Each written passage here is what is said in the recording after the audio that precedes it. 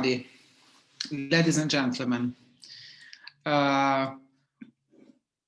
we are here for the fifth webinar of this series of webinars called Find Your Way in EU, organized together with, thanks to the Chebec European project and made possible by the Municipality of Bologna, the incredible project and organized by BAM, Strategie Culturali, a cooperative firm based in Bologna,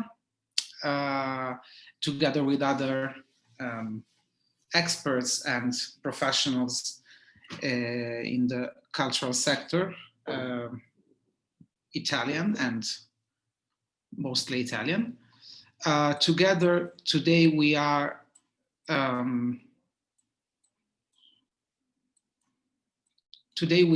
organizing the first webinar with some guests, some professionals from the cultural sector that are sharing with us their activities, their story in the European sector, and the stories that they have, that they can share with us about European projects and how European projects supported their job and their growth as cultural enterprises. I'm Federico Borreani from BAM Strategie Culturali, and I will start this webinar with a short introduction, and then I will give the floor to our guests for their speeches. Just a short recap on what we have done until now in this series of webinar. The first 3 weeks, we began on September 9th. The first 3 weeks we have been dealing with some bases, some framework of European projects. We talked about the logic of European funding. We talked about the map of the EU funds. And we shared with you some insights about tools to design your European project.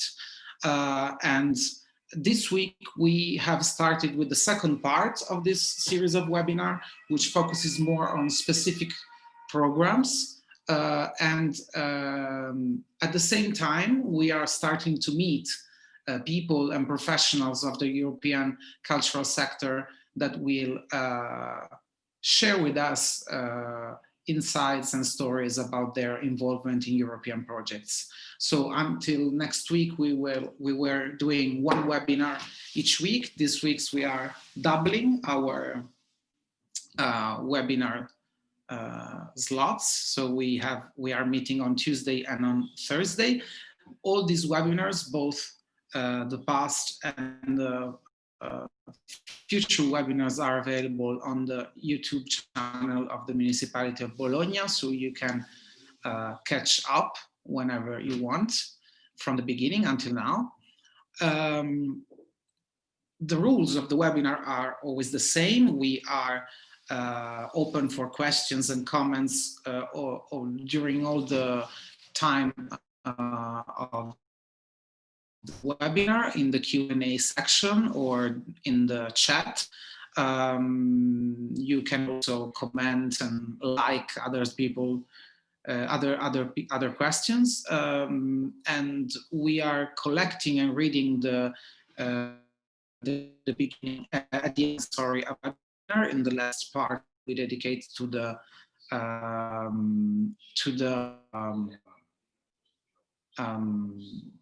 Q&A.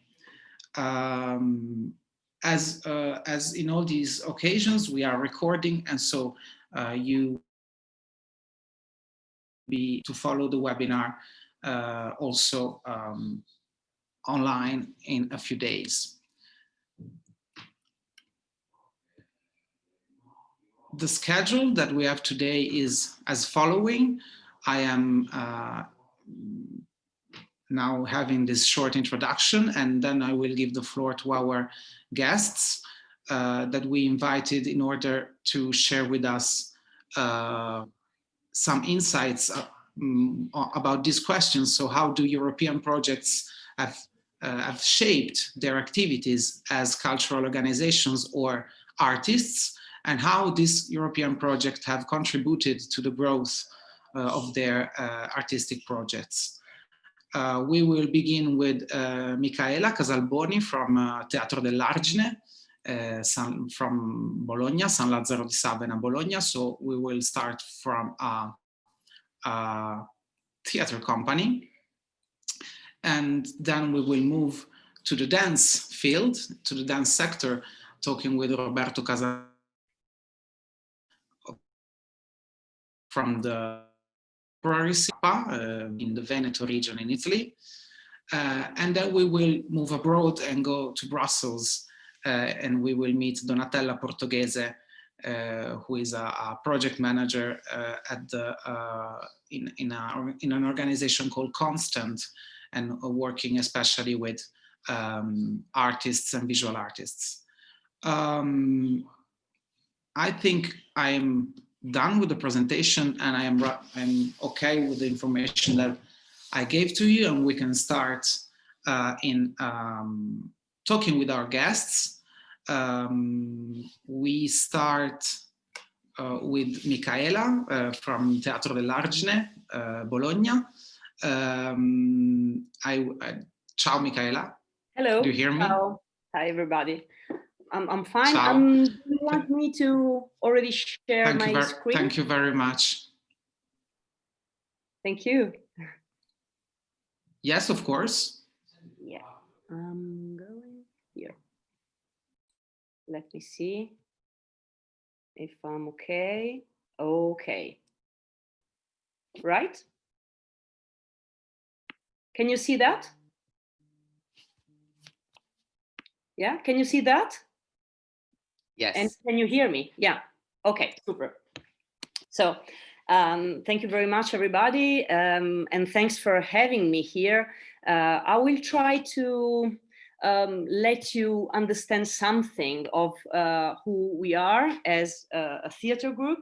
But just in case something is not clear or not enough useful or interesting for you, just ask and whatever you want to. Teatro dell'Argine, as Federico says, is a theater group, basically.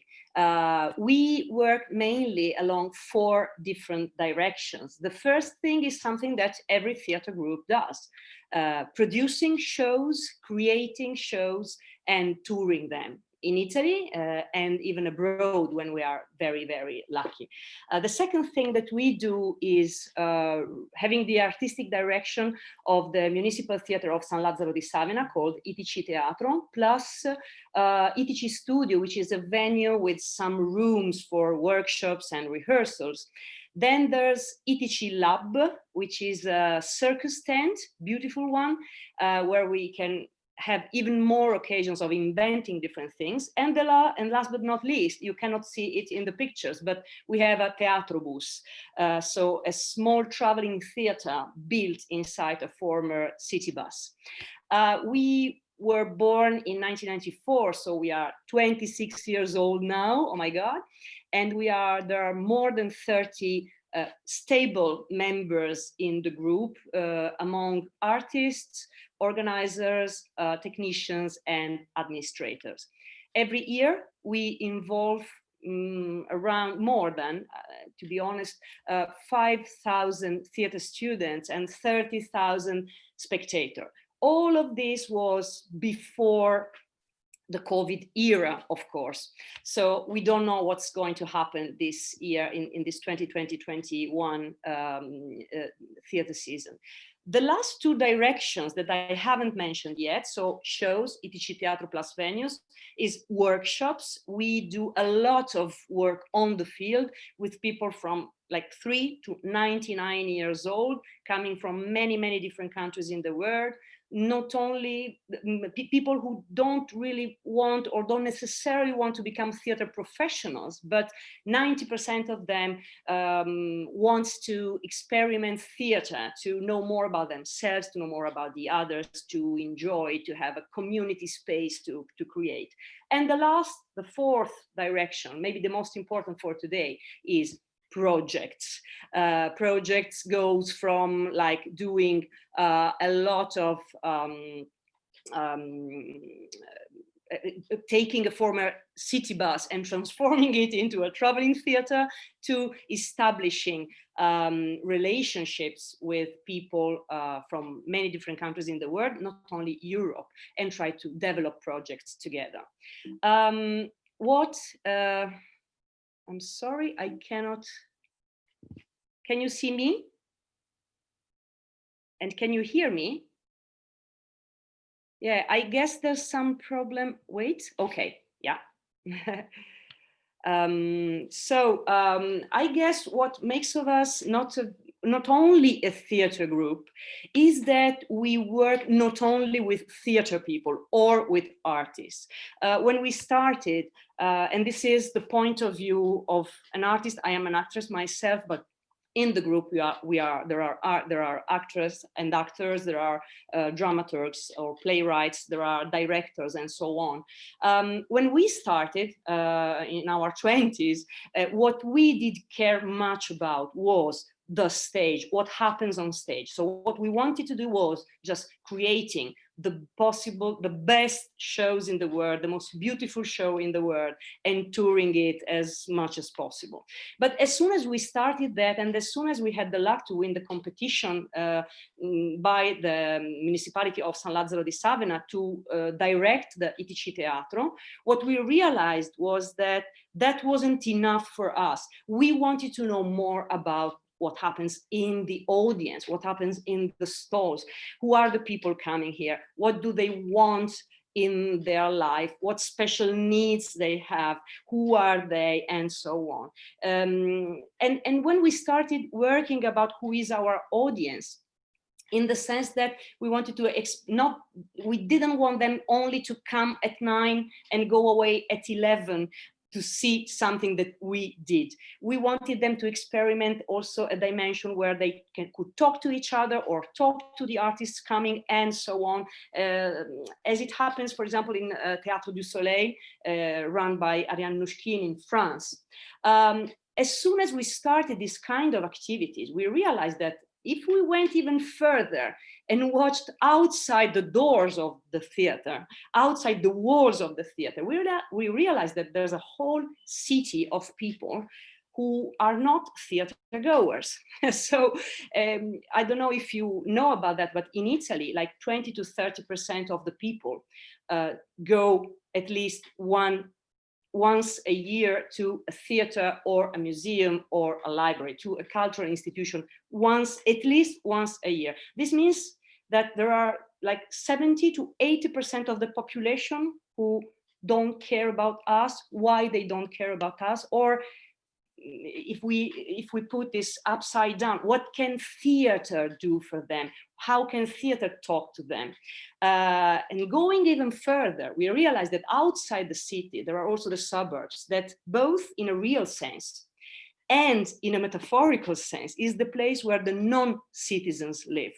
People who have no rights or less rights, people who are in difficulty. For example, people coming to Italy as migrants or asylum seekers or refugees, people living in prisons, people with disabilities, or kids and teenagers. So we realized that there's a whole possibility for an artist, not for a social worker, not for a theater manager, not for an educator, but there's something very special that only artists can do for the stage, the audience, the city, the suburbs. And this was very interesting for us. So it's our way, of course. It's not something. It's not a must, but it's something that was very interesting for us. When we did that, we didn't know, we weren't aware about that. But when we did that, we were already going from the point of view of an artist doing a single action, a show, for example, to the point of view of somebody creating a project with a project structure, so which is a constellation of actions. So we think of a show we realized that we want our audience to come before, maybe eat something with us, to just be more comfortable with being there, or meeting the artists after the show, or doing some dancing together. So some initiatives that could make them feel more at home. Also, this project structure in our mind, this project mind, made us think, oh my God, we are very much rooted on our local area. But you know, if we are just stopping here, we are denying ourselves and our community of people, which is very, very big. We are denying ourselves something very important, which is the relationship with what is outside, on the national level, of course, but also on the international level. So, and what European and international projects do is exactly that. They come to the local, bring new energies, bring new skills, bring new knowledge, bring new impulses, you know, and then they take something from the local area and bring it to the international. So this was very important to us, and this made us say, oh my God, this is much more interesting than only doing our small show and touring it, which is even today one of the most important actions that we still do, but surrounded by a constellation of other things.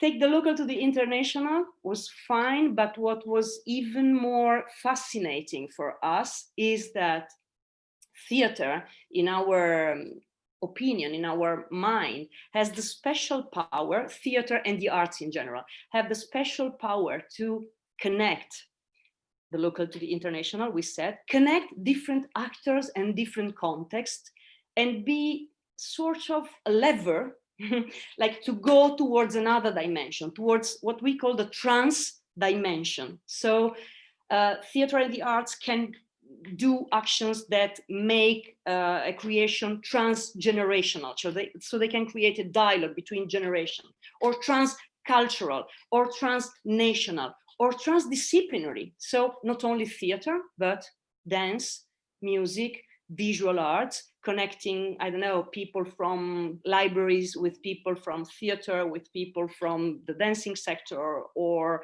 museums and so on. And even transsectoral, involving not only the cultural sector, but for example, the educational sectors, schools, universities, pupils, teachers, and the social sector, from the small NGO working with, like political refugees, to the big institution taking care of what happens, for example, in theater projects run like in prisons. So this dimension was very, very interesting for us. And when you go to the European project management, it's a mess the first time you do that, because you enter sort of like forest. But as soon as you begin to understand how it works, you realize you can do a lot of things. The first one is that you can make your artistic idea or vision or project, or even a small practice, come to life. Because in the European dimension, you find more money, access to new funding sources. You find new partners that have new skills that maybe you didn't have. You bring another perspective inside. You can tour more easily, and so on. You can expand the network of the partners that you have. We have a lot of partners on the local area. Now we have also some networks outside that can help us doing like multiplying what we do. All the possibilities to learn, to produce, to share, to spread are also multiplied. And they help you think that your first action, the first action that you want or vision that you have, it can it can irradiate along more different directions that you hadn't thought before. So they help you make your project more transdisciplinary, which is a nice aim, but also a condition of all projects. So it's very nice to have it in your mind. For some artists, this can be also something very limiting. Some artists or theater groups say, oh my God, I just want to make my show. Cannot you just simply give me the money and that's it? Why don't you give me the money with no guidelines? Which is, of course, something that we also hope can happen in some of these calls. But what happened to us was that we, in the first time, we had never to think, oh my God, how much should I squeeze my idea so that it fits in the calls guidelines? For example, after 2008, the European Year for Interculture, all guidelines had in their calls, please work with political refugees or people with a migration background. Well, what happened to us, luckily, was that in our case, many of the aspects of the issues, of the protagonists, of the beneficiaries, as they are called in the projects. So both the educational side, the social side, the artistic side, the human rights issues, the cross-sectoral perspective, the having already a project structure, so not only the show, but all small actions around, were already there. We already had that 4 directions that you saw at the beginning. We already involved stage, audience, city, and suburbs. So it was quite easy for us, what other groups find quite frustrating, at least at the beginning, to fit in these guidelines. What was also very interesting is when we finally went into the European Commission calls, Creative Europe, which was called Program Culture when we had the luck to win one, Erasmus Plus project, Youth in Action projects, Europe for Citizens, but also the ENPI or justice calls that are the more social calls, because when you have many different sizes as we have also the luck that we can participate not only in the cause thought for the cultural sector, but also in the cause thought for the social sector or educational sector. But what we discovered is that there are a lot of calls initiated by private foundations or networks, etc. These give you, in general, less money, but not always, in general, less money, but they are much easier to build, both as projects and as partnership, and much easier to manage and to do the final, especially the financial report and management. So, for example, just to quote some, the Tandem program, all the calls by the European Cultural Foundation, all the calls by the Bosch Alumni Network, or things like the European Social Innovation Competition, Advocate Europe, or when you start having a lot of relationships with partners, both locally and internationally, sometimes it happens that they call you. For example, UNHCR, the United Nations High Commissioners for Refugees, they had seen a small work, a show, a performance that we did with an intercultural group composed by people from like 30 different countries, including asylum seekers and refugees. They then called us and said, okay, this year we want to work against prejudices, against stereotypes, against hatred towards migrants. So can you please do a project with us? And we will fund it. So which was totally unexpected, but was a consequence, a natural consequence of having thrown many different, threads here and there.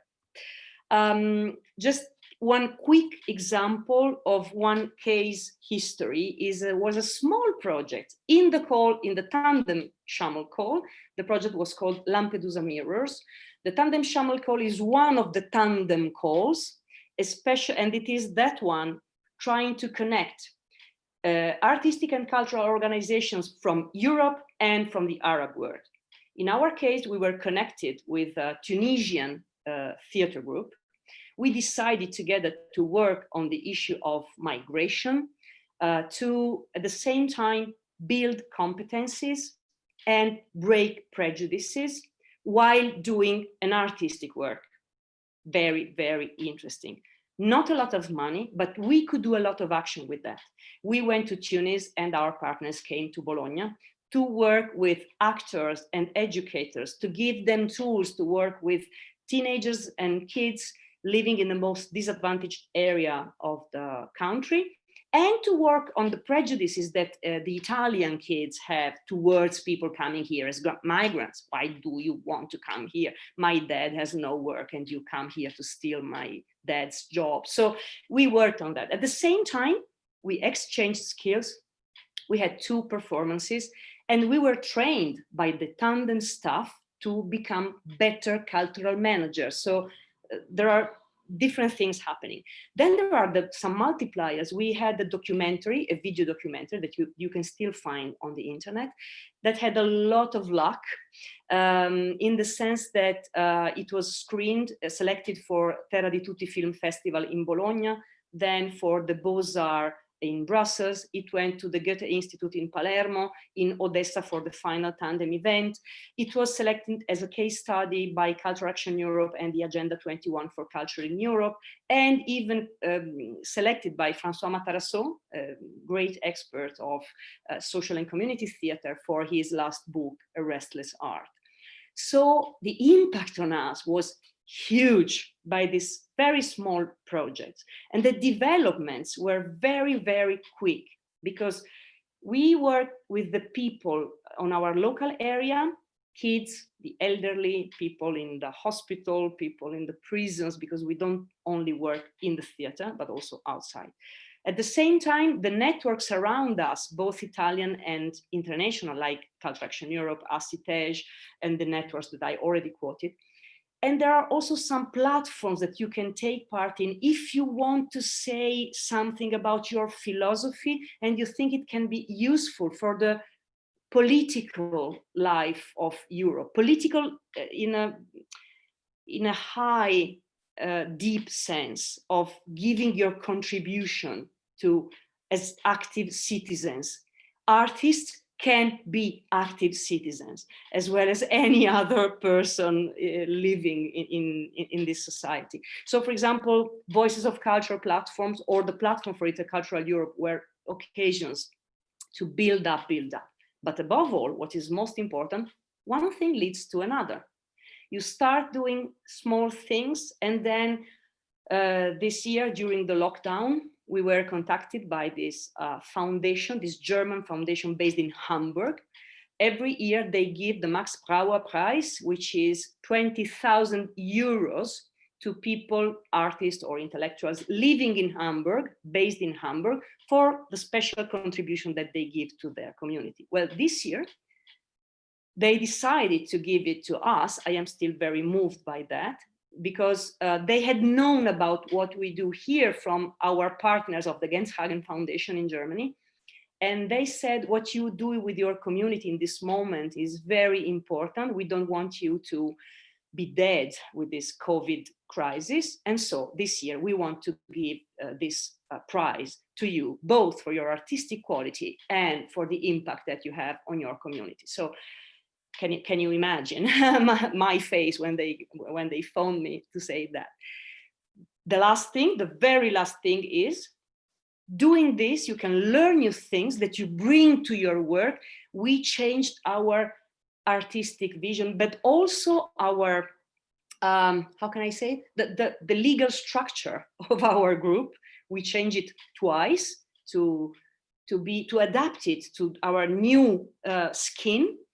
And at the same time, when you go abroad, you can find that you're similar, you find your own kind, maybe more than your colleagues in Italy, which is something also very interesting, in my opinion. I hope I haven't stolen too much time.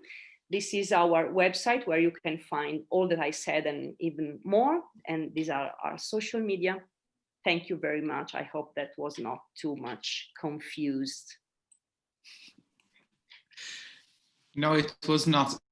Do you hear me, Micaela? Yeah. My connection today is doing. Yeah. Now it me, comes but and goes. can you hear me now? Yeah, it comes and goes, but now I hear you. Yeah. It comes and goes. I'm very, very sorry, but I'm giving the floor to Roberto for the second speech while we try to solve our stability, internet stability. And I thank Micaela for his first intervention, and we will come later to ask you some other questions. Roberto. Thank you, Federico. Thank you, BAM, for inviting me here today. And thank you, Micaela, for your presentation. It was very inspiring and connectable to what I may say in a few minutes. So thank you very much for your introductions. I am Roberto Casarotto. I work for the city of Bassano del Grappa. It's a public body in the northeast of Italy. It's the only public body in Europe that runs directly a multidisciplinary festival and a dance house. So a very specific context of work, a very specific institution, which decided to invest time, resources, energies for the development of the culture of dance. I'm a dance activist, and I think dance is a human right. I think also it's the art form that connects people to their body and humanity the most. And therefore, we've been focusing on how dance could impact our society and be relevant for the time we live in. Since 2006, we've been engaged in many cooperations at an international level, as much as being active and part of Italian networks. But the international dimension has somehow helped us to accelerate the process of development of the culture of dance in our territory. So we focus mainly on contemporary dance. And as I said, since 2006, we've been actively part of 23 projects supported by the European Union. And they were relatable to the Culture and Creative Europe programs, to Erasmus Plus and Europe for Citizens. In this constellation, I would like to address the fact that from the beginning, we entered in some networks. So we looked and found organizations that were dealing with contemporary dance that were already part of some shared path and discourses, where somehow the working together would bring benefits and also empower the voice of dance at local and at international level. So we are part of the Aerowaves network, which is a network funded by John Ashford in London. And it's a network that brings together 33 organizations of the geographical Europe. Is currently supported by the platform program of Creative Europe, and is aimed at supporting the international development of artists based in Europe. Next to Aerowaves, we are also part of the European Dance House Network, which is a network of dance houses. There's more than 40 members from all over Europe. It's a network that brings some political advocacy for the culture of dance, but also has been somehow changing its mission in relation to the different challenges that as dance houses we face in the context we live in, developing a sense of solidarity, inclusion, and support for the members. The members of the European Dance House Network are very different and diverse. We have big institutions, big houses with very important economical settings, as much as very small organizations that sometimes are led by two people with very little resources, but very meaningful for the territories where they live and work. So as I mentioned before, when we started to collaborate with our international partners, we realized how much we could share and build in terms of knowledge, in terms of cultural capital, how much we could impact and inspire at the same time. As Micaela said, we have the local and international dimensions that somehow feed each other, and how much the trust that was built from project to project generated many opportunities, but also somehow brought Bassano del Grappa, this small city, into the map of dance organizations in Europe and beyond. What we realized is that somehow the time limits that projects often bring was a limitative opportunity if we wanted to develop some meaningful ideas and processes. And therefore, what we've been at the beginning a bit unconsciously, but later on, what we've been focusing with a lot of awareness was how to start a process where each international collaboration, each international project, each international research could feed the path of this process. And this has been very relevant in developing opportunities to connect to our citizens and to engage them over more than a decade.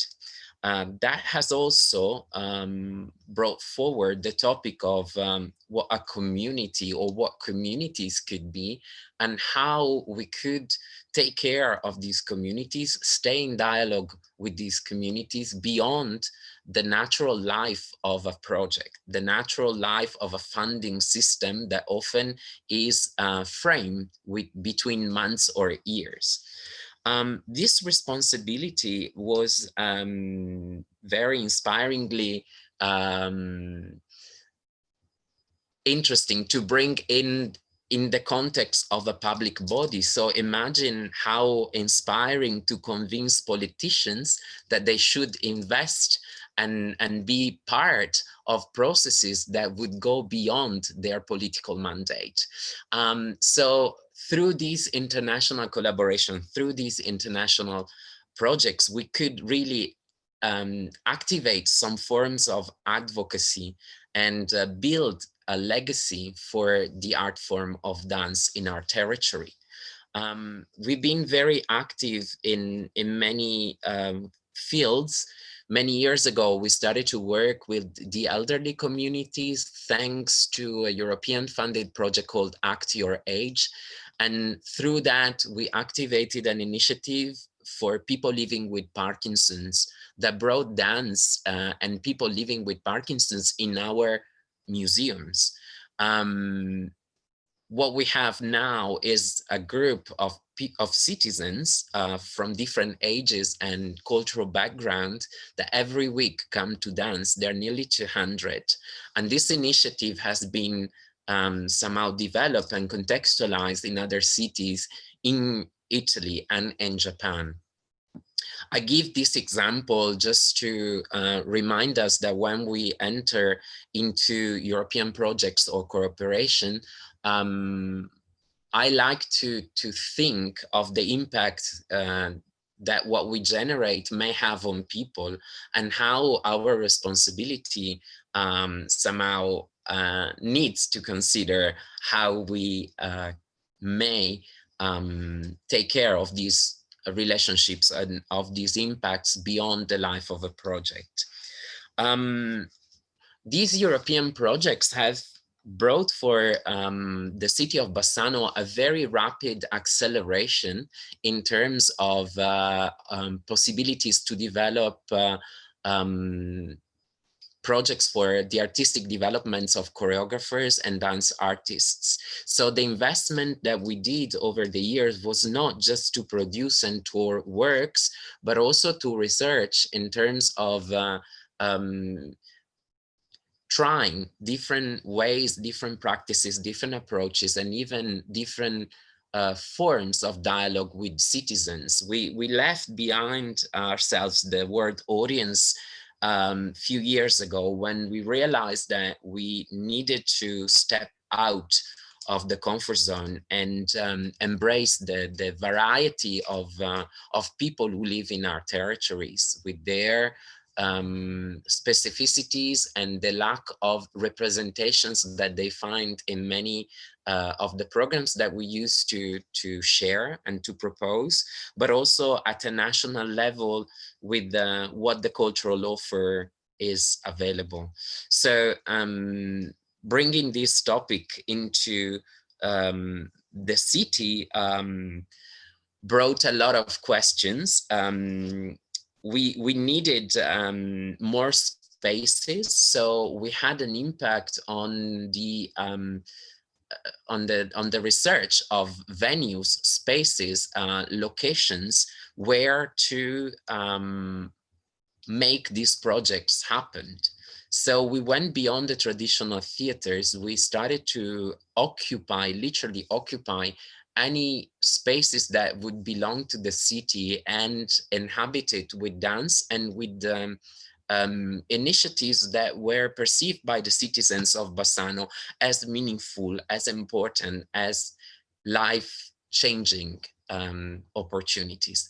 So in this way, next to the political advocacy, there was also a process of requalification of some sites that were somehow abandoned or not used for the cultural life of the city. And again, thanks to this international collaboration, the European funds, we could really bring content and develop new content together with our colleagues from abroad. The process of requalification of some of these sites was speeded up by the experiences that we could share with our colleagues, by the knowledge that they would bring to us, and the help in many cases that was again given to the city of Bassano. The idea of building a common cultural capital has been inspiring a lot of the ways these collaborations have been formulated. First of all, we've always been looking for partners that would somehow share with us common values and would share most of all ethics around what we wanted to do. On the other hand, it was clear that the success of these journeys were not related to the individual curriculum of people or organization, but we really looked for initiatives and ideas that could really become beneficial for the wider dance scene. I think this has been quite relevant in terms of what we developed with our European projects and how we've been sharing these paths with other organizations. At times, some of our partners were under contingent, challenging situations, and thanks to the sharing of values and ethics, we really could put in place some forms of solidarity and support, which is not often given for granted and not often put in action in many European cooperation or network projects.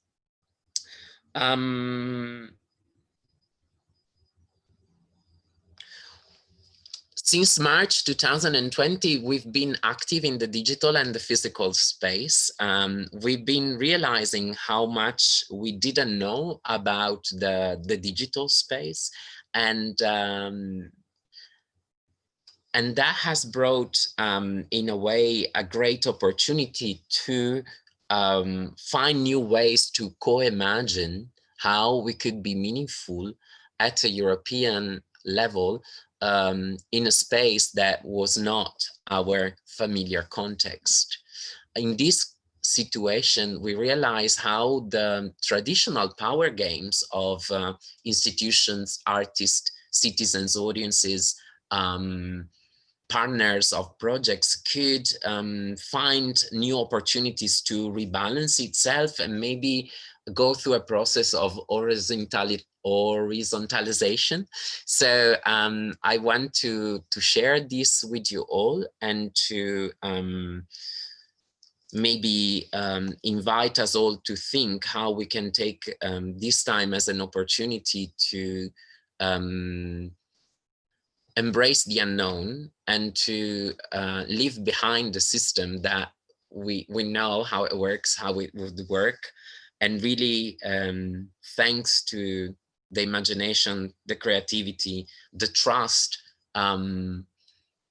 ask ourselves how can we be meaningful for this time and the time we live in. I think my time is about to run to an end, Federico. More or less, but you can take another couple of minutes if you want. Yeah. You had sent me some links that you wanted to share. Maybe you want to. I was about to ask you if you could share that, because I would like to share with you all 2 links. They relate to 2 recent projects.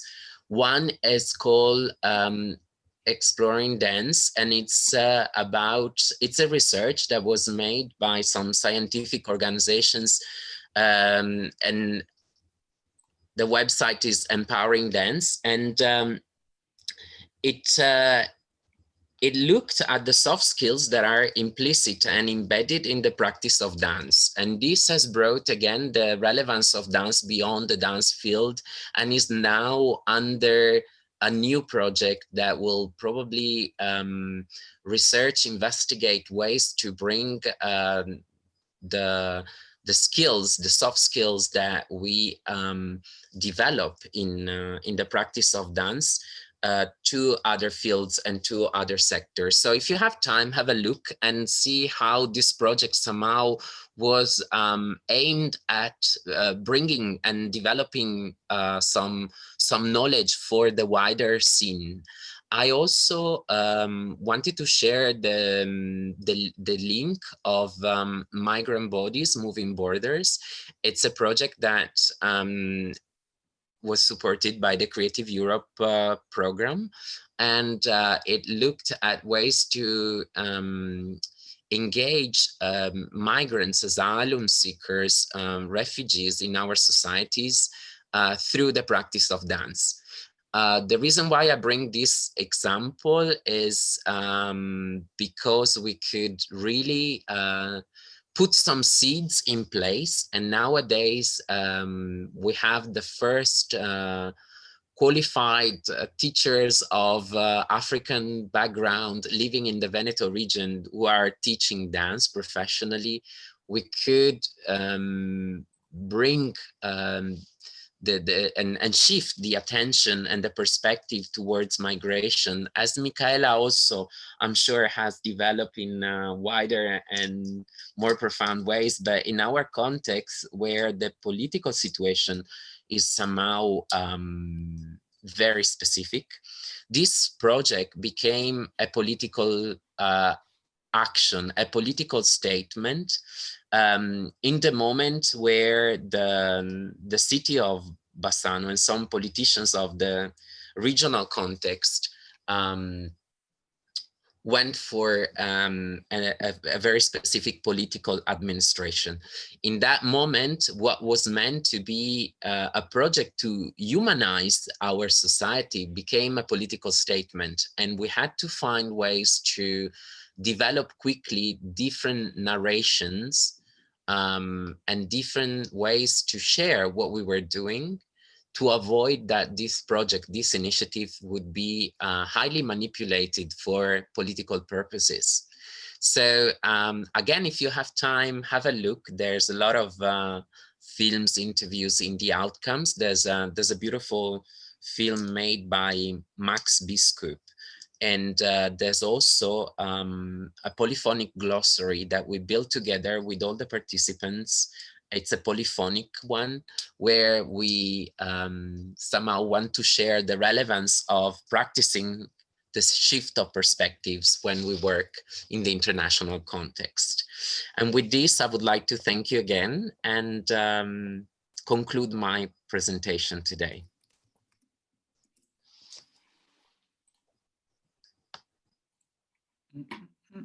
Thank you, Roberto. I was checking for my mic to be on. Thank you for this wonderful overview on the very peculiar case of the Center of Contemporary Scene and of the projects that you developed in Veneto and around Europe in the last years. We will maybe ask you some other advices before the end of the webinar, but I would like now to pass the floor to Donatella to have the third speech of our webinar today, and then we will come back to you and maybe have some conversation on some of these issues. Donatella has some pictures to share with us. Yes. And I will ask my colleague Massimo if he can share his screen with the pictures that Donatella sent to us and wanted to share with us during the presentation. Yes. Do you hear us, Donatella? Can you? Yes, I hear you. Yeah, very okay, well. and we hear you. Yeah, super.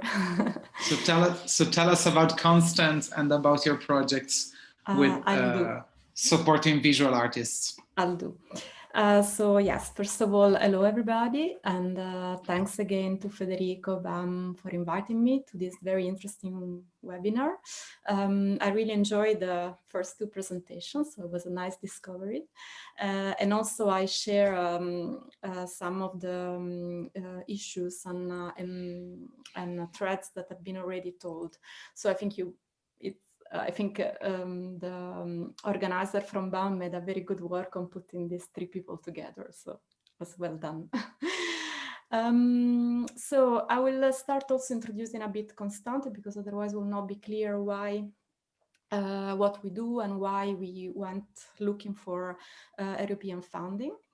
So I'm coordinator of Constant since some years now, and Constant is an cultural organization based in Brussels, and it's totally non-profit, and that means that we depend basically from governmental funding from Belgium. We are we use and we are multi-languages, if we can say that. This is really important in Belgium, since Belgium has 3 official languages. And also, so that means also that we ask funds from different governmental institutions in Belgium. And we are also a small organization. So our nucleus is formed by 8 people, which I am the only one who is working basically full time. So all my colleagues are artists, and they have their own practices next to the working Constant. And this is difficult on one end, because we have working power, but not that much. And on the other hand, it's super rich, because everybody brings their own background, interest, projects and ideas. And so that's also very, very, very nice. And around us, there is a very big network of artists, but not only audiovisual artists. We work with activists, we work with feminists, we work with programmers, we work with people, academic, jurists, many, many, many different people. And if I had to describe Constant, what we do is really try to be mediator, or maybe a sort of catalyzer for a different group of people.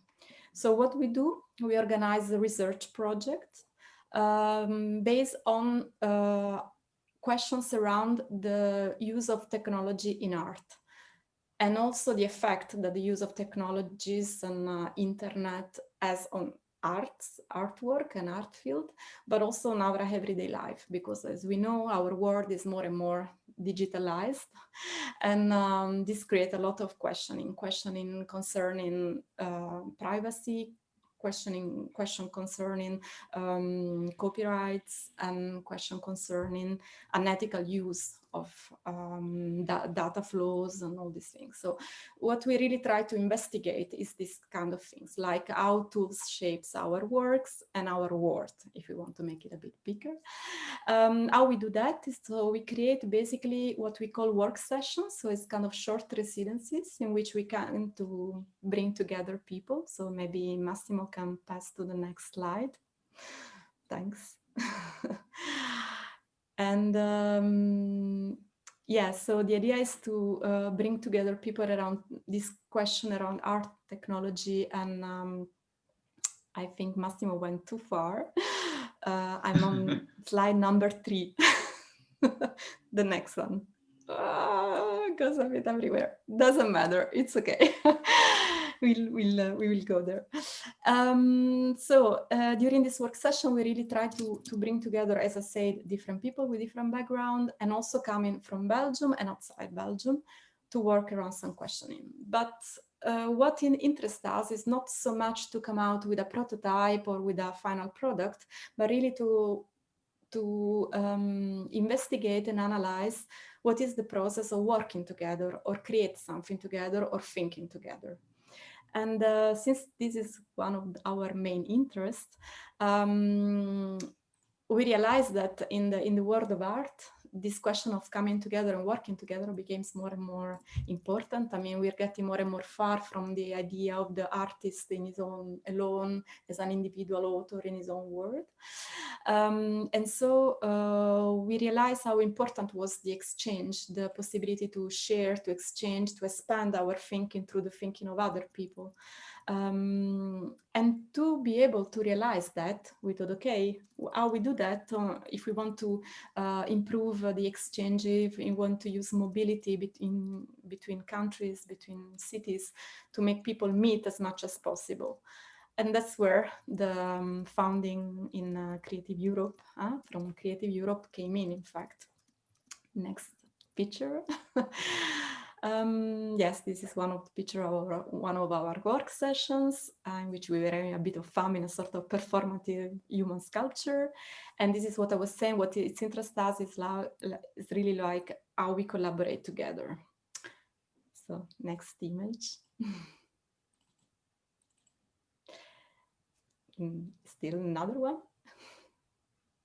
Sorry, I'm not able to do this myself, but yeah, apparently we just discovered that Zoom doesn't support Linux Mint. So, and since our organization only use open source software, yeah, there is a bit of tension between the two softwares. So we decided to look for funding to support this project, which is called Iterations. So Iteration is a project who really explore collaborative creation processes in cultural field, in technological cultural field. And how to do that? We decided that it was really important to collaborate with other organizations in Europe, which had our same sensibility about the question about technologies and collaboration. And so we launched this project in collaboration with 3 other partners. So Hangar, who is an art center who does a lot of artistic residencies in Barcelona. ESC, which is an art gallery and art center in Graz, in Austria. And Dine.org is an organization who actually develops open source software, but also for a while has supported also a residency festival in Italy, actually. So with these 3 other partners, we decided to send this application in the context of the program Creative Europe. Next slide, which is with putting let's say the focus really on mobility, so mobility of people. And the second focus, of course, was also digitalization, but this was obvious in the framework of our work.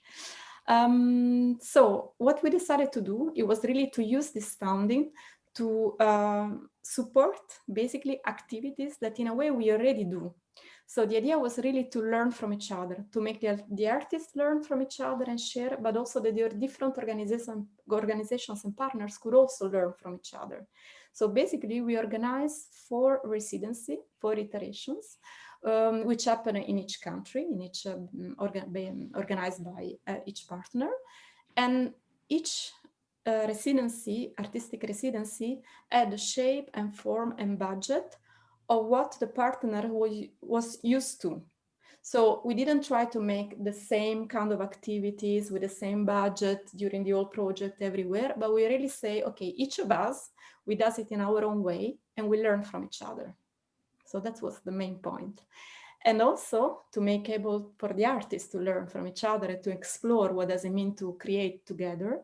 We decided that each residency became an iteration of the next one. So basically the group of artists who was busy in the first residency, at the end will share sources, material, ideas with the next group, and so on and so on and so on. So that was a bit the idea, a sort of estafette of artistic residency.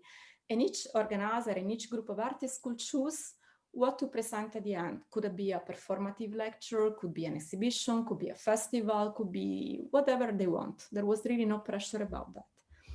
And so that's how these activities took form. So if we go to the next picture, we will see that the first one happened. Yeah, so these are the 4 partners involved with our supports. And then we started with the activities, which the first one, so the next picture was Trasformatorio, which was organized by Daine in a very small village in Sicily, which was heavily affected by a big flood that happened in the 90s.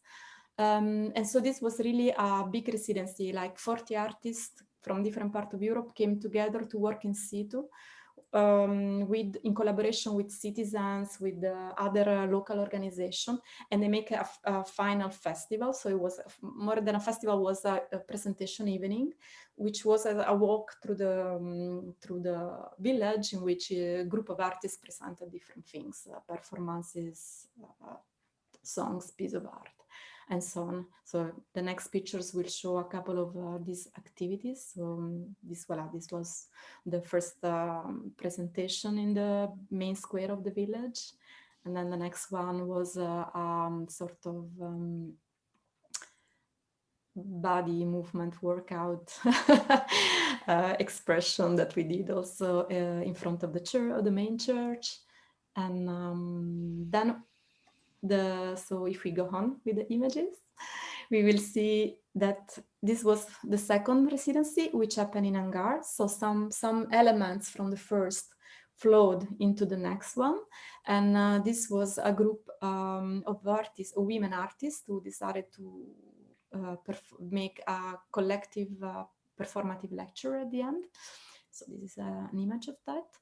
And the next one, so this is still that. The next one, the next group work on the idea of collaboration contamination in Esch, in the Gallery of Esch, as you see here. Because in fact, through the project, the main questions that came out was really, what are the conditions of working together? So all these artists that came together have really different status. They really have different way of being paid. They have different way of dealing with their artist situation.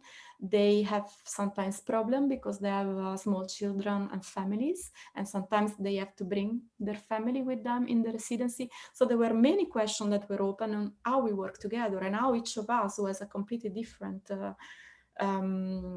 conditions of living in the world, could be integrated in the project and could be helped by the project. And so in this case, they make an exhibition, was set up around the idea, visualizing the idea of common ground, what is a common ground between artists who don't know each other. And then the next one, so we end up at the end in a big final residency and exhibition, was called Operating Exploitation, and who took place last November in Beaux-Arts, who has already been mentioned by my colleague Micaela, in Brussels, which is a big art center museum in Brussels. and we made there an exhibition who took, in fact, elements from all the past iterations and bring them together. There was a conference, and we tried also to go further with the idea of sharing and connecting and exchanges ideas and way of doing. Also creating some intermediate moment. So there were handover meeting, we called, in which one group of artists who did a residency met the new group of artists, and they share their experiences, their ideas, they do brainstorming and so on. There were also sometimes physical bringing objects, or like, for example, in Beaux-Arts, the last group of artists brought a jar full of the ground was in the exhibition in grass, just to say something. So there were these handover meetings. So if you go a bit further, we will see that this is our picture from the exhibition in Beaux-Arts. And but also there were some. So this is the handover meeting with the grounds. But also there were presentation moments who helped to connect with the local public, with the local cultural professional. Like here, we are just in front of my office, and we invited some people working in organizations, some artists, a museum, just to discuss and talk. It was very nice weather, so we were sitting outside, which is quite exceptional in Brussels. And finally, we had the last moment, was affected, like many other organizations, I guess, by the COVID situation. But let's say for us was not too bad, between brackets, because since we work with digital, we thought, okay, now we have the possibility to experiment with new tools, new platform. So we make this festive 2 days festival online, who was called Next Iteration, using all open source platform like Big Blue Button, like Jitsi, like other things. And it was really the idea to bring all the people together to celebrate the creation of a publication, which I can show you here a little bit, that you can download online also. And we did also a workshop online around this publication. So, and just to complete the idea of the sharing and that I was insisting on, as you can see, as you can hear, also, we create some mobility between the organizer. So each partner went, of course, to the final event of each residency. We took moments online and physically to meet really regularly between us, but also with the artists. So basically, every decision was taken quite horizontally. And we had even moment of what we call job shadowing. That means that some cultural workers in our organization went to other ones to just be there and watch and discuss how we do things, how we organize, how we deal with the artist residencies and all these problems that comes with that, and also the nice things, not only problems, but also the nice aspect of working with artists. So this is what really I think that without the founding of the Creative Europe program, we will not have the capacity, like in terms of financial capacity, in terms of time, in terms of working force, to be able to share and to explore so in depth all this questioning. So I think that's why I think it's very important.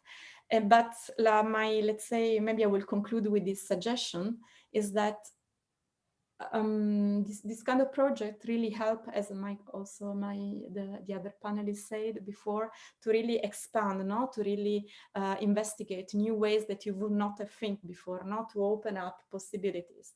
But as an advice, as a starting point, start from something you know already.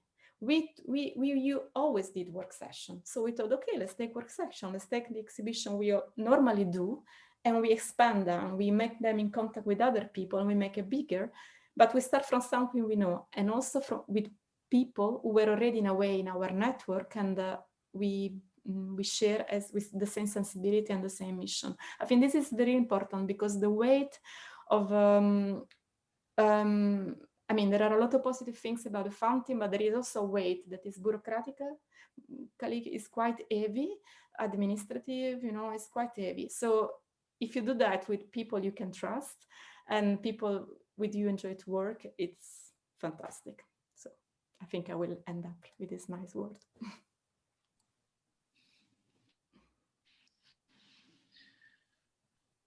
Thank you, Natalla. It was very interesting to get to know your project in this detail. I was curious to ask you, to all the three of you, a question. We are dedicating this opportunity of these webinars about European projects, these meetings, to a big group of small associations and young enterprises in the cultural and creative sectors all around Europe that have been gathered by these partners of the Chebec project in Italy, France, Spain, Portugal, and around Europe. And they are very different for maybe training, for their history, for the moment of the development of their job. But many of them come from your sectors. So they are artists, group of actors, small theater companies. So I was wondering if you would give an advice for a young group of cultural professionals that are starting to deal with the international with the internationalization of their activity, if they want to look for partners, if they want to look for inspiration, if they want to know more about the European context, where can they start? Relating to your specific activity, so Micaela for a young theater company, Roberto for a young dancer that want to start to, for example, to work at an international level, which are the, I don't know, really like the websites, the platforms and the networks, the place where he or she can go and look for information or for inspiration also. In your specific field of expertise. Well, can you give us a suggestion on that? Micaela, we can restart the round from you if you wish to. Yeah, I unmuted myself. I guess I was the first. Thank you very much, Roberto and Donatella. It was very interesting to listen to you, and you feel less alone also. Sometimes it's quite difficult to run this kind of strange things. Some very concrete examples and advices would be to follow or to subscribe some interesting newsletters of, for example, there's a newsletter called On the Move. It was initiated by IETM, which is a network of artists, young artists. The On the Move newsletter is something that very specifically every month gives you advices on which calls are on, both on local areas or internationally, the small ones, the big ones, the European Commission ones, the private ones, etc. So follow that. The platforms that I mentioned as well, so like Voices of Culture platform. Sorry? Can you write on the chat your suggestions? Yeah, I will do that as soon as I finish. Also the calls that I mentioned before, for example, the European Cultural Foundation newsletter is very interesting because they every 1 month, every 2 months, they issue new calls for example, in response to the COVID emergency, they issued this Cultural Solidarity Fund, which had, of course, hundreds and hundreds of people participating, but nonetheless, it was also quite big and so interesting. And another thing would be to trust some networks. Networks are not perfect, but if they work in a very concrete way, they can be helpful because you meet people, you can have a confrontation on problems, on criticalities, as well as on things that works. For example, Cresco Network in Italy is they are working with companies of the contemporary theater. So they include big theaters as well as small companies. And every month they issue a newsletter for their members, including also calls, both Italian ministry calls or the single regions or the international ones. So this would be very concrete examples. A general and more, I don't know, philosophical advice would be don't give up. When you write a call, you learn how to write calls, how to write an application, writing applications. So it may go wrong the first time. You may receive letters. For example, the European Commission does this very interesting thing of they say, okay, your project has not been accepted, but look here, this was good, this was so and so, this you got 80, you should have gone 90. And it happens, we are examples of that you take your project that you already had presented, you rework that following the instructions, and you can win. So don't give up, learning by doing, besides having some people very expert in financial things, because that is hell. So yeah, both things. Grazie, thank you, Micaela. That was very exact on the point where I wanted to go. Roberto? Yes, I think the On the Move newsletter is probably the most updated about any sort of calls and opportunities. I'm gonna write in the chat 2 web sites addresses which relate to Aerowaves and European Dance House Network. You can follow their activities, their public calls, and any sort of initiatives that take place there. I would invite everyone to think and dream of working with inspiring people. So whenever you want to go for a cooperation, try to connect and find someone who you find inspiring. Don't look for the prestige of an organization, but look for the people that work there and try to find those you feel mostly connected to, that you find. I abuse the word inspiring, but it's because I think it's a process what we go through when we go for these international cooperations or projects where we build some knowledge together, we share knowledge together, we learn from each other.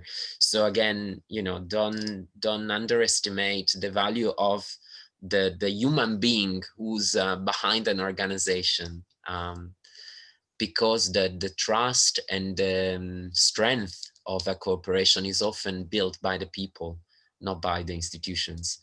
I would say don't underestimate your intuitions and your visions, and practice the act of giving language to your ideas and your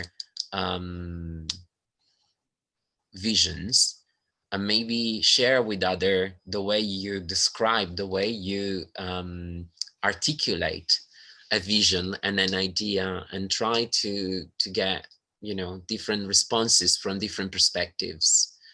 I would also say try to observe the context, the reality where you work and where the people you would like to work with work, to understand how your idea could be relevant, could be impacting, could generate something that is not existing in that constellation of territories and places.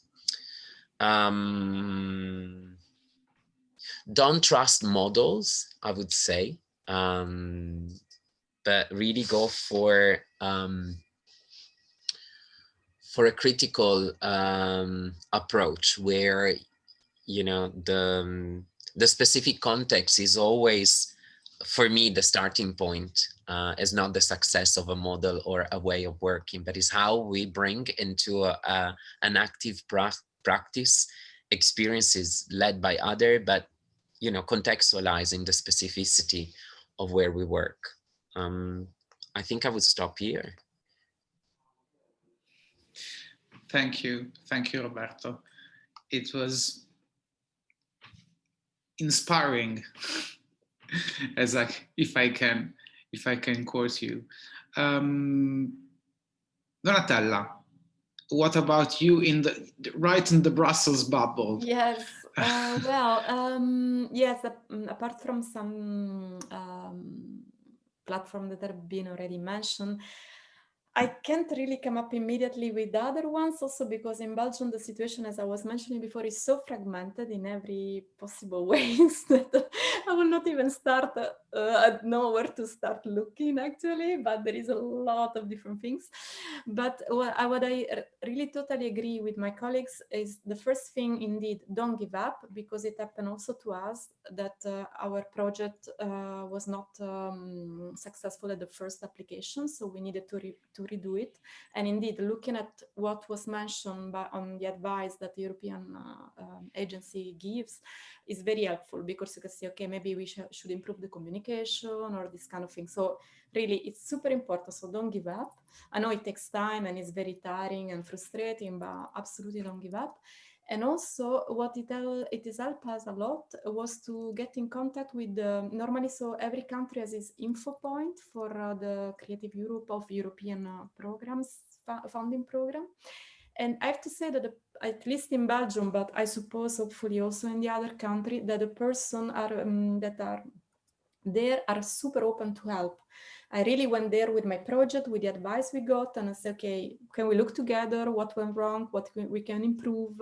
And so they really helped us really, really a lot. So don't be afraid to ask. There's totally nothing wrong in asking for help from people that are used to read this kind of dossier, this kind of application. This is one thing. And the second thing, I also agree, I will say, don't bend your idea to the application and to the call, but look for the call who could help your idea. So, you know, it's a kind of different way of thinking, because often we said, okay, we need to do something, we need to get money to do something big. Okay, which calls are there? But you still first, you have to start from what you want to realize. Where is the gap? Where is the questions where we can help? No, thinking of doing on. So this is the question. So let's see what can help us to make this question real, this project real. So I think this is really, really important.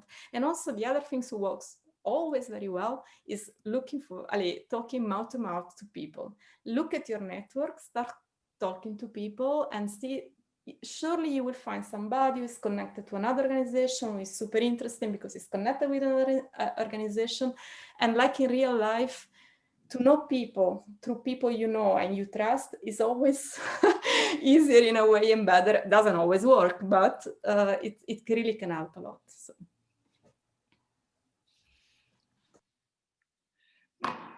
Thank you, Donatella.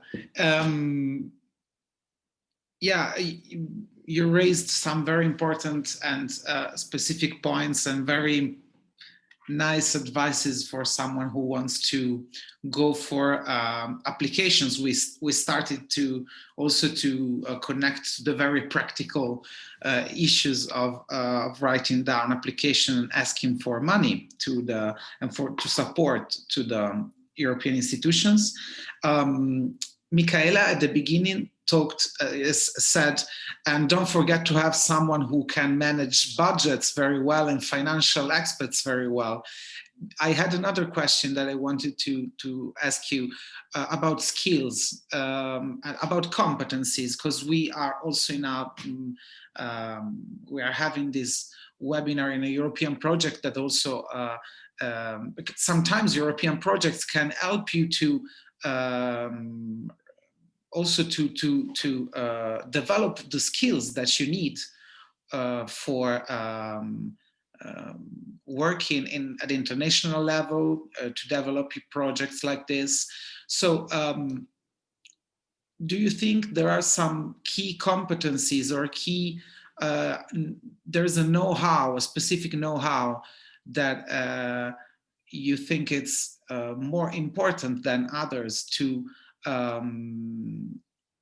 to develop this kind of projects or this kind of applications, apart from the financial aspect and of course the management side of this that is not to be taken and not to be underestimated, of course. But if you would, I don't know, suggest for a course or a training, there's some suggestion that you want to give to our friends? It's very interesting because when we started our first international exchanges, it was for like co-productions for shows. So we put some money, you put some money, we put some work, you put some work, that's it. But after 2008, yeah, most part was there. After 2008, after the big crisis, the first big crisis, we thought it was the last one, but no. We wanted to know more about these European projects. And what we discovered was that the first skill that you need to go inside that part, besides the financial part, is really to have, how can I say that, a mind which is able to like take threads and interweave them, interweave people, issues, sectors, disciplines, because most calls require you to do exactly that. So so you have to have a special also will of learning of going out your comfort zone if you want to be able to do the things you want to do, which is, for us, it has been very interesting and challenging. So we, as I said, we have never felt, luckily, we have never felt like, oh my God, we need the money, but these guidelines, oh my God, we have to invent. I know people who call me and say, do you have any refugees I can work with? So, and when I hear these sorts of things, I honestly feel a little, disappointed and even a little bit angry. So you have to look for what is good for you. First of all, not to betray your idea. And secondly, not to betray the people you will work with, especially if people in specific difficult contexts or situations of their life. So yeah, a special, really, you need a special disposition to imagine not one thing, but one thing with many things and people like crossing and interweaving each other. The second thing is really have a look to the tandemforculture.org website, because people from the Tandem program, they allow you to realize, to implement the project that you want to do, while at the same time, they put some moments of training to become cultural managers. And the way that they do that is not that they train like people with specific financial skills, etc. I did, for example, in one of the two that we had the luck to win, in one of the two, the one with the Arab world, I was there. I went to Lebanon and I was trained to better understand what are the point of strength and the criticalities of my own organization, so that I could know better who is better for me to meet to realize that, or better not this time maybe. So, and this training is done having a peculiar respect for artists and cultural workers. So it's not made by big economists saying, oh my God, you don't know how to raise your money because you're artists, No, they start from artists and people and cultural workers. They want to know more about the artistic and cultural work, and after that, they give you the specific advice. So that training was precious. And even though we already knew something, to be there and learn with others and have the also discussion that Donatella said, you talk to somebody and you find that they have the same problems that you have, or you talk to somebody and you feel that they are more similar to you than a twin company in Italy, because we are very different from one another, and maybe you find your twins in Tunisia and not in Milan, I don't know. So it was a little bit confused, but yeah, to have, it's a change of perspective that you need if you want to build your own project, and don't give everything to project managers that you rent from, you know, outside the organization. If you want to put your soul in a project and you want to learn something, then yeah, your mind has to open up and say, okay, I have salt, I have sweet, I have, I don't know, bread, I have jam. What can I do with this? You know, what kind of recipe can come out of that to be very tasty? Okay, stop. Thanks a lot, Micaela, because you raised another, I think, crucial point, that when you do European projects, probably the main point is to be able to learn from European projects. For you as a professional and your organization to really grow thanks to it, and you have to be really open-minded, and you have to be able to share the results, to share the practices that you learned internationally at home and together with the people that work with you. And that's a special ability. You have to learn to do it, and you learn by doing, but it's one of the things that I strongly agree about it. Roberto, would you tell us something on this point? Well, I would invite everybody to take a dance class or a dance practice and experience what is a multi-layered experience that you can embody, and from there to connect to what source of creativities you may have. I think it's very important to have some creativity in place in yourself or in your organization or in the collaboration with some artists. The technicalities of a European project can be learned.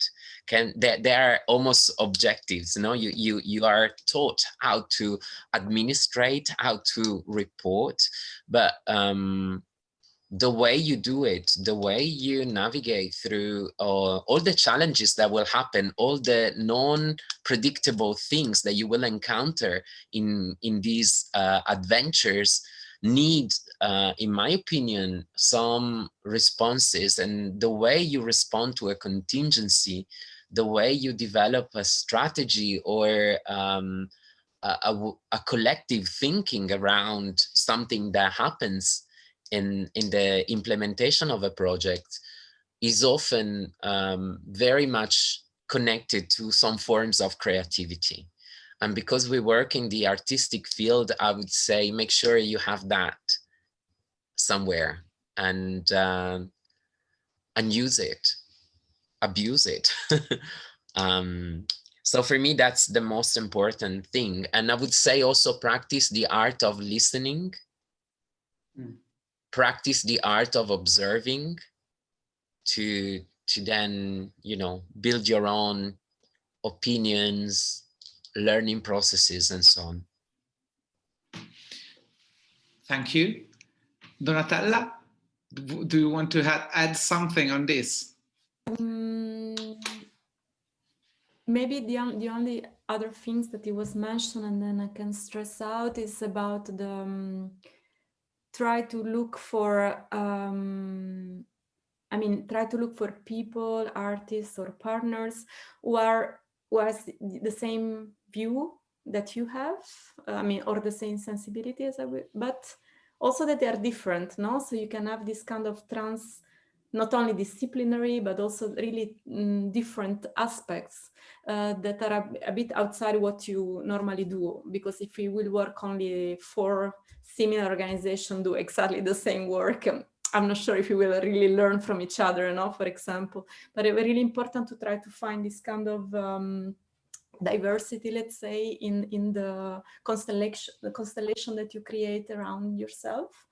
And also, I think you can use also this project to invite people in you want to work with, even if they are not directly the project manager or or one of the partner. You can have associate partners. You can have people who can artists who can work on or specific aspects of the project. You can really invite different people and make it more a participatory project, not only you as a coordinator, you're there and you know, you kind of control and decide everything, but really you share this process. For me, what was really important and nice was sharing the process, really have this constant meeting, you know, regular meeting, having a lot of conversation in bars. I remember sitting in a cafe with my colleagues or with the artists and talking, eating and drinking. It seems something very banal, but really the best ideas came really sparkling in this moment. So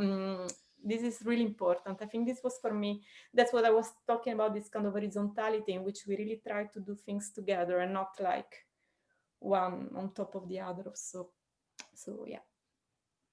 No, it's not at all banal, especially now, because these kind of little pleasures have been given away from us in the last period of our lives. So it's not at all banal. The value of working with other people at international level, but having the pleasure to see each other in person every now and then. We hope that we can start again very soon to do it. And I want to ask you a last question, because I think the level of your advice is very high, and I don't want to spare another question. Let's play the game of predicting the future for a second, and trying to see beyond the pandemic and beyond the COVID tragedy that we are dealing with in this last months, and looking at the next 7 years of the new program, of the new EU budget, of the new Creative Europe program that will start next year. We know something about the new programming for culture. We don't know everything, but we start to get in touch with the first priorities and objectives. What do you think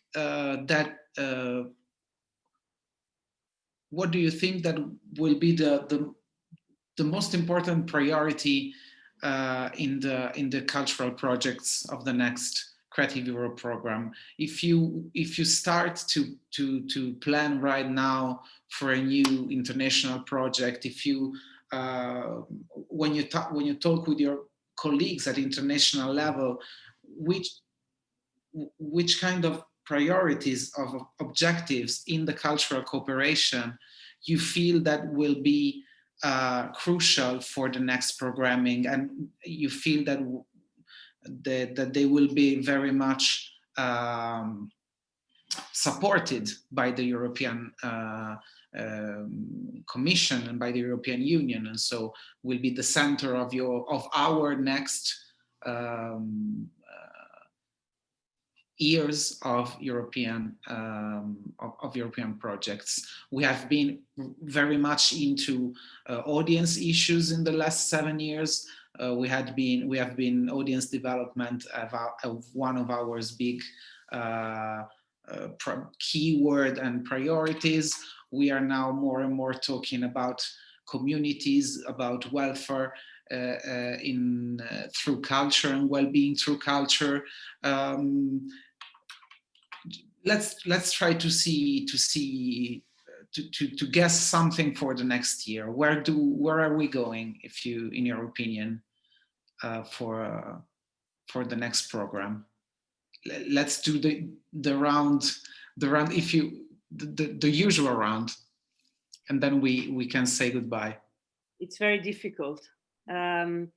It's a guessing game. I ask you to take a guess, a reasoned guess. If you want the short answer, I guess it will be something about social cohesion, because all this fragmentation and atomization that we've been into through the lockdown, but it was already before the lockdown, I think. All this being, more and more single units and not disaggregated units and not communities. So maybe if you want a short answer, maybe social cohesion could be one of the future keywords. One thing that shocked me most during the lockdown was when, more than please stay at home, was the thing that the Schengen borders were closed. That made me really feel like claustrophobic. I was one of those always with my suitcase in my hand. So it was quite, but during the lockdown, we wrote a new Erasmus Plus project with some old partners, Border Crossings from London, and new partner, Teatro du Soleil from France, and we won it. We were successful. So at the moment, we are expected to go to France to learn from the company of Ariane Nouchkine, one of the biggest maestri that we can have in our in our sector, in our field, and from our good friends and very talented in London.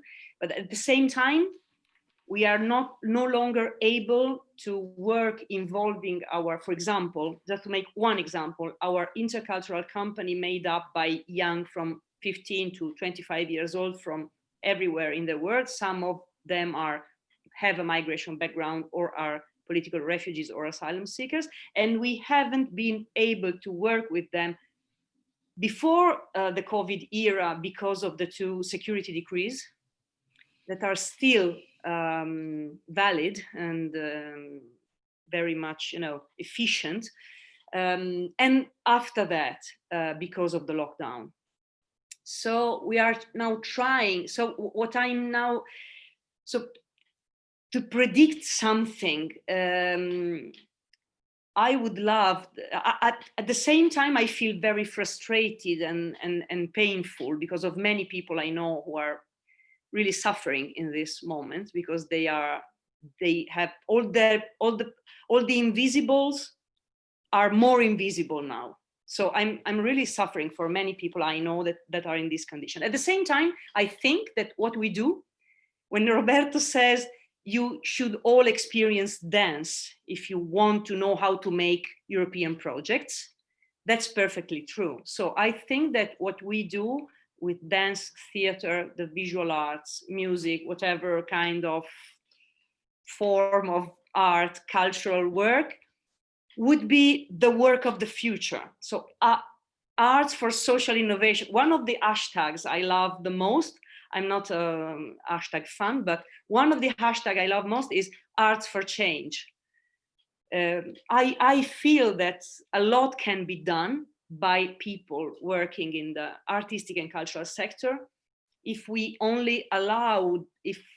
somebody will allow some of us in the discussion, in the systemic discussion. If we only could take some of the practices that are already on the field and take these practices to become systemic, we could be happy. I think many things in schools, or I don't know, on a grassroots level would be, already better. How to deal with the trauma, with the post-COVID trauma. Okay, people from the artistic and cultural sector already have some of the answers with some very easy and simple practices. But yeah, all these practices need some space and some listening and some sharing. The artist can be very like this as any other person, but there are some artists who are available to this listening and discussion and sensibility. So why not? We would need that. Social innovation through non-formal methodologies, among which the artistic ones. Thank you. Yeah, I agree with you. I think that social cohesion would be, of course, one of the most important topic of the next years. We have lost Roberto. I probably the line had a problem for a while. So I asked Donatella if she wants to take this guess, maybe about in the field of visual arts and of the theme and the issue of the mobility of artists. It's one of the issues that will be seeing again a new moment of importance in the following years. I mean, that's one of my feeling. What do you think about it?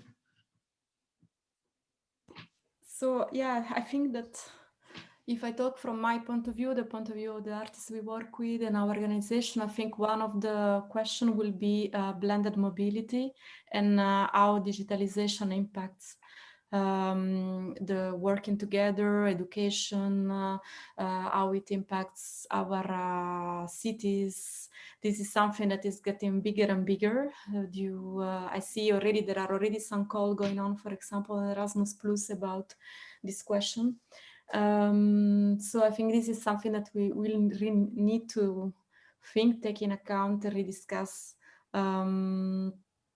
Yes, I think for me it's mainly is one of the things is that it's like mobility, but connected to how we use technology to connect and all the problems that come with that, because it seems that technology is very inclusive and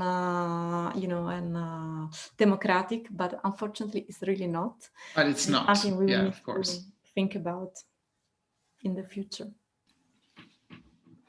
Grazie. Roberto, we lost you for a while, but now you're back to us, so you can have the floor for the very last intervention of the webinar. Yes, apologies for my technical disappearance. Don't worry. First of all, I would like to share that dance is the art form that is less supported by the European Union in the Creative Europe program. And I won't ever forget to stress the European Commission about that. It's one very relevant art form, but is hardly supported. Maybe because the dance people have been told many times don't know how to share or write or give language to their practices in a way that can be better understood. But I think yeah, there's a lot of work to be done. In relation to the futures, I like to use the plural, not the singular, because I don't want to restrict possibilities in our visions. I would like to yeah, I fully agree with the fact that social inclusion and cohesion will be very relevant as much as forms of innovation and well-being. We know that.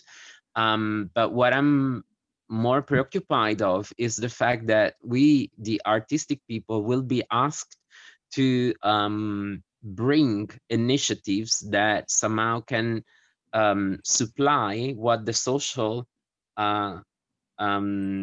systems and the economical wealth systems cannot guarantee to the European citizens anymore. So I think this will be on the back of our heads and somehow will be very influential in the content that we may be invited to address in our visions and ideas.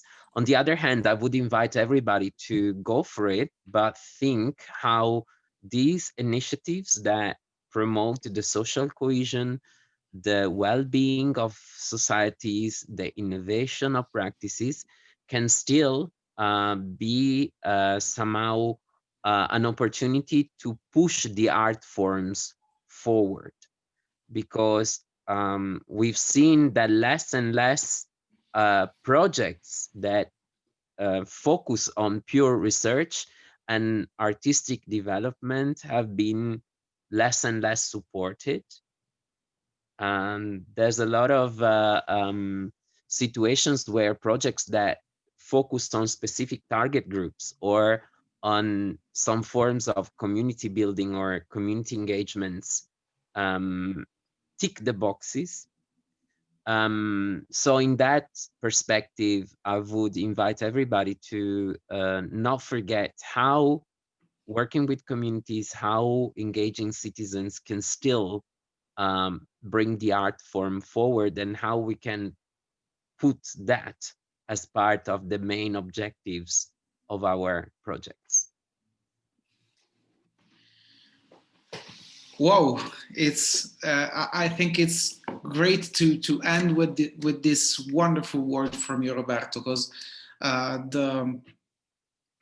think that the danger of ticking boxes is always there in our work, in our work of planning cultural projects and implementing them. So this desire to push the art forward while engaging communities and while working for social cohesion is one of the most important, what can we say, one of the most important wishes that we can offer to the cultural sector for the next 7 years. So thank you very much. I think that I'm very happy with this discussion that we had. I think we ticked some good boxes and we faced some important issues and gave some good advices to the Chebec communities that will see this webinar on YouTube in the following days from the YouTube channel of the Municipality of Bologna. I thank you very much. Thank you, Micaela. Thank you, Roberto. Thank you, Donatella. And hope to see you again very soon, to have the opportunity to see you in person. Thanks to my colleague Massimo, who worked with me on the technical side of the webinar. And for all the Chebec community, we see each other next week on Tuesday and Thursday to talk about Erasmus Plus on Tuesday and to meet people from professionals from the audiovisual sector, from the cinema sector, the music sector, and the video game industry on next Thursday to discuss the same theme that we had today with our 3 guests. We have some of our guests that attendees that say thank you and bye. Thank you too and thank you for being here. Grazie. Thanks a lot to you and see you next time. Grazie, grazie mille.